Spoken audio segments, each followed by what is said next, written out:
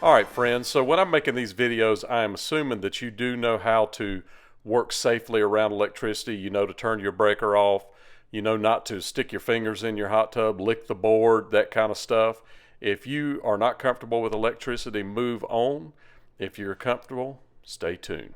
Alright, this is a master spa with the MAS 560 system. This is about a 2002-2003 model, somewhere in that neighborhood. And I've got power going to it.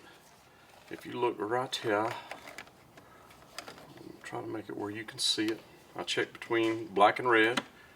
In here it's going to be less voltage than it would be out there. It's 208 or 209 because this is industrial. Between red and white should be half voltage, 120. Between black and white, half voltage, 120. Between white and ground should be 0. And it is. So we're good as far as the incoming voltage. I've checked the fuse to the transformer, that's good, but watch this. When I pull on this, you'll hear the board come on. So we've got a cold solder joint back here is what I suspect. So I'm getting ready to pull this board out and we'll solder the back and fix that, and I think we'll be back in business. Stay tuned, friends. So before you do anything else, make sure you turn the breaker off because it is powerful in there and it will shock you. So I'm going to pull this board out. The first thing I did was got 3/8. And on this particular one, it uses 2 3/8 nuts, heater nuts, or bolts, I should say. You see that?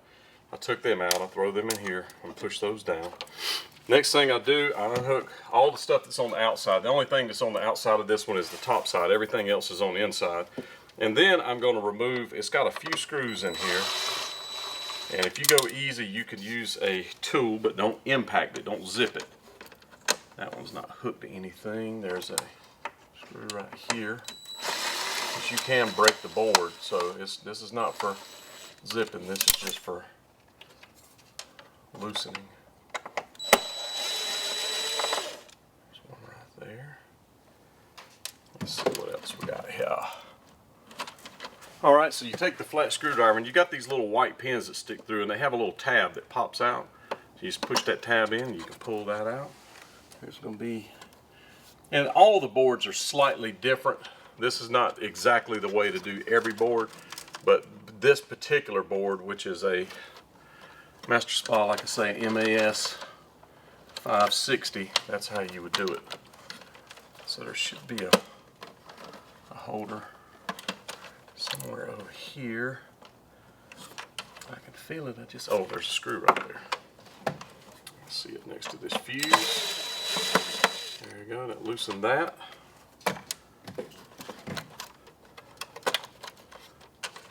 So it feels like it's actually loose. So we're going to see if we can turn it. I'm going to pull it out, turn it around without unhooking any of the wires. Now, of course, I can unhook the transformer and just kind of push this wire up out of the way. I suspect that this thing has a cold solder joint on the back, so we're fixing to find out.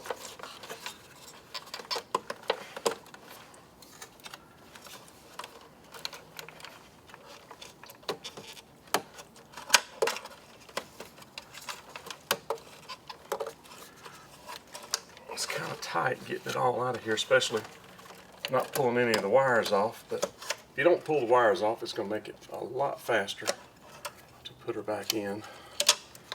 And when I'm doing these little films, I want to make it fast to go back in. So that right there, friends, is a cold solder joint.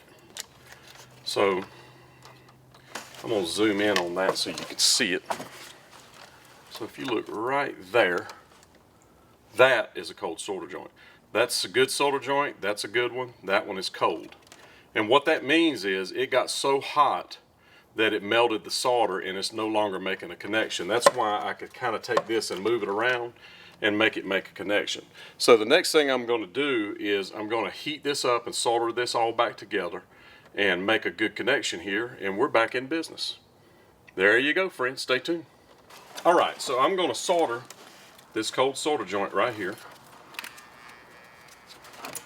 And it's better to take the board out and flip it upside down, because you can shake the board. You can actually, what you do is you get the solder wet and you shake the board and it'll actually let the solder, gravity will allow it to run down in around the connection.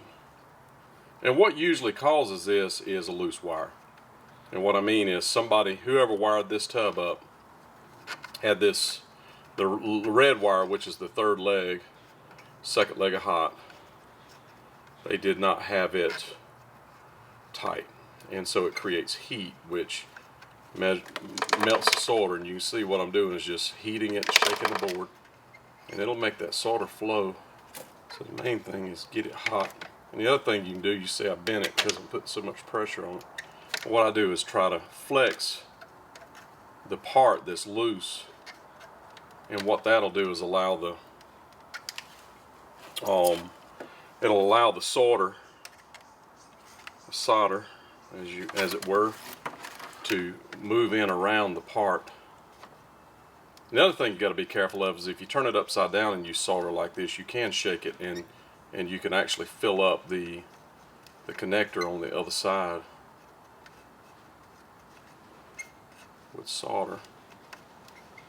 I've done that before, and then you have to get the solder out of that. Done the same thing soldering relays. So that actually looks pretty good. I'm gonna move the connector a little bit, shake it. That right there should be good enough. Now another thing that you can do to help this, now what I did was put a bungee cord in here. Another thing that you can do to build up your connection is you can take that connection you see is attached to right here, which is this bank of solderless terminal tabs. So you could actually jump from here and put something in, you know, pinch it in there with the red wire. So we're going to put this back in, and we'll actually do one so you can kind of see what I'm talking about. I call that beefing up the circuit. I think in this particular case, this is only a one pump and a circulation pump tub, so I probably don't need to do it, but I'm going to do it so I can show you what it looks like and how that works. And we're going to go from there, friends.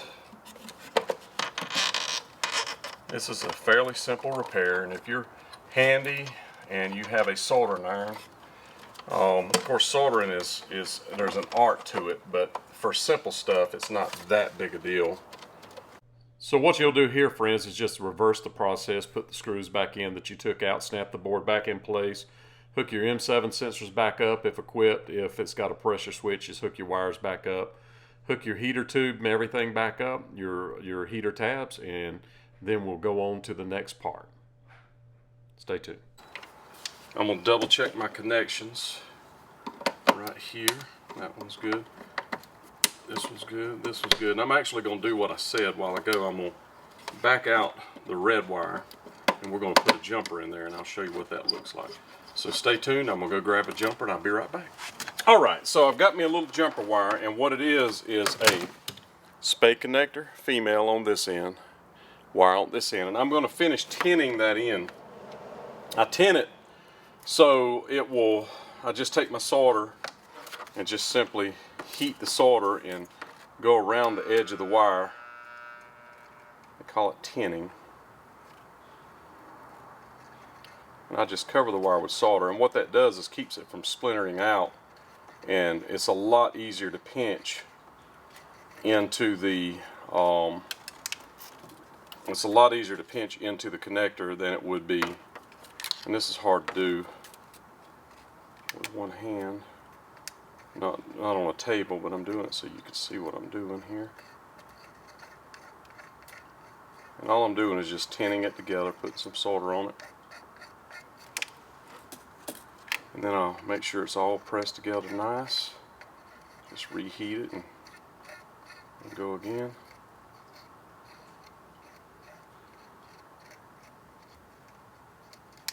Alright, so that is what it looks like. So now what I'm going to do is I'm going to put it on the red AC, which is this bottom bank right here, and I'm going to take it, straighten this out. And this is not the normal wire that you would use. This thing is in my shop, so we use dryer plugs in here, but that's not what you would use in the real world. In the real world you would use 6-gauge wire, 6'3" with the ground, so it'd be a big 6-gauge wire that you would use right there. So I'm going to go ahead and turn this out, make sure I got some extra room.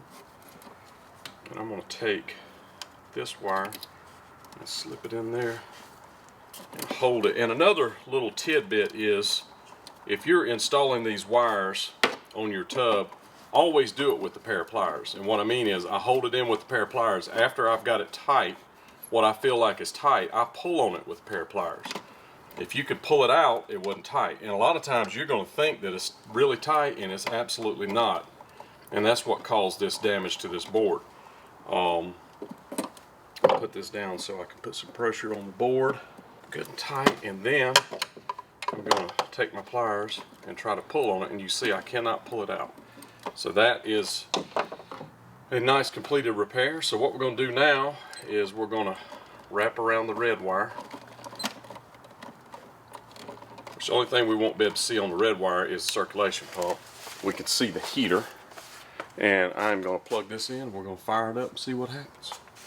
So when this thing first, I've got to, I didn't plug the transformer in, so I'm going to plug the transformer in. It's never going to fire up like that, so I have power to it.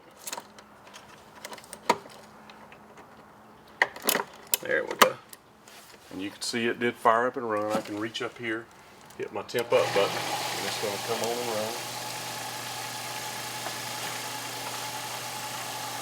Circulation pump is on now. Let's turn the jet pump on. The jet pump is stuck. Actually, it went on high speed. It's slow starting on low. It's ramping up, so we probably got a capacitor issue over there that I can solve that. So I'm hurrying up the heating system. Basically, this is an M7 system, so it's going to go through a test fire of the heater. It'll fire it for about 8 seconds, and what it's trying to do is, this has M7 sensors on it. So the water's moving this way, and what it's looking for is a 3-degree temperature raise between those two sensors. If there's not enough water moving in here to get 3 degrees between those two sensors, then it will give you a DRY code or an FL code or some code like that on these M7 boards. It depends on what age the board is. They've changed them over the years. The other thing you have is, now what could cause that would be a sensor bad, of course, but it would normally give you an SN code. Circulation pump not moving enough water, something stuck in the impeller not allowing it to move enough water, filter stopped up, water level low, all those things would cause it. Leaving one of the slice valves closed accidentally would do it. So it's going to go through a test fire here just shortly. There's your test fire, about 8 seconds.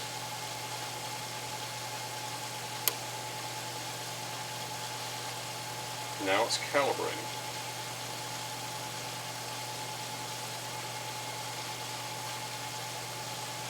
So what the calibration point is it doesn't know whether the water's moving this way or this way. So what it does is a test fire, and it looks for the 3-degree temperature raise between the two sensors. It calibrates, showing that this is 1 and this is 2, or A and B, and then it starts pulling the water. This actually sucks the water through the heater. It's actually got the suction side of the pump right here. So it will start heating in a moment. I'll back up so you can see. So water goes into the heater, it's sucked into the suction side of the pump, it goes out the pressure side of the pump, which is very different than a lot of other systems. And the thing is this would not work if this had a pressure switch, because suction would not close the pressure switch.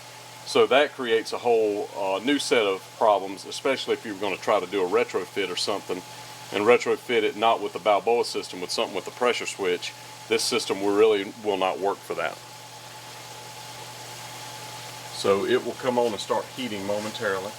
Any moment. There it goes. You heard the relay click. She is in fact heating, so this tub is finished.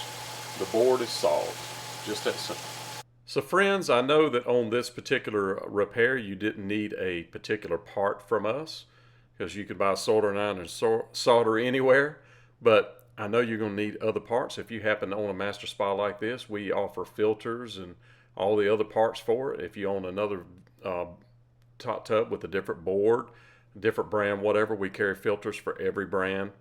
And we make these videos to help you figure out how to repair your own hot tub, so you'll come back to us and buy your parts from us. I make videos about all kinds of different repairs. So if you don't need this type of repair, stay tuned. I will have one. And you can even request a video of something specific if you need it.